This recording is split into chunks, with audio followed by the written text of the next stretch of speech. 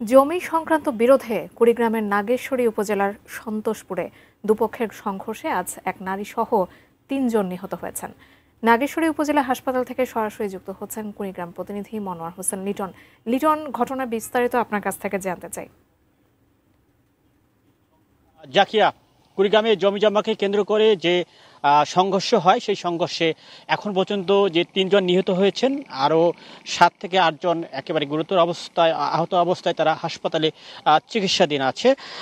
বিশেষ করে যে ৩ জন নিহত হয়েছেন তারা কিন্তু সম্পর্কে চাচাতো ভাইয়ের মধ্যে একটা সংঘর্ষ, অর্থাৎ এখানে নাগেশ্বরী উপজেলার সন্তোষপুর ইউনিয়নে যে চাচাতো ভাই অর্থাৎ আপনার আলতাফ এবং তার চাচাতো ভাই নূর মোহাম্মদ এবং মানিক, তাদের সঙ্গে একটি ৮ শতক জমি নিয়ে দীর্ঘদিন বিশেষ করে ১ বছর ধরে একটা সমস্যা চলে আসছিল।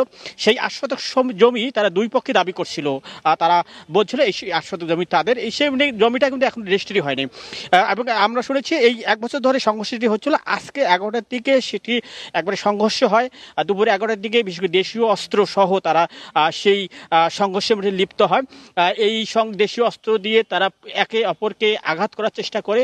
সেই আঘাতে ঘটনাস্থলে কিন্তু ২ জন মৃত্যুবরণ করে।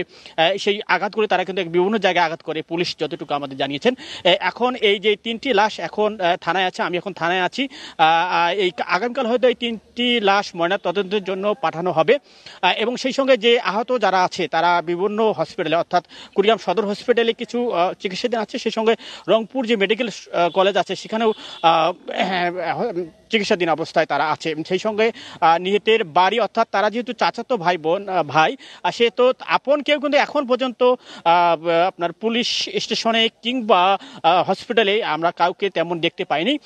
তাদের দূরবর্তী যে আত্মীয় স্বজন আছে তাদের ২-১জনের সঙ্গে আমরা কথা বলতে পেরেছি আপাতত। তবে পুলিশ বলছে সেটি এখন পর্যন্ত মামলা করতে কেউ আসেনি, তারা তাদের মতো করে যে মামলার প্রক্রিয়াধীন সেটি তারা চালাচ্ছে।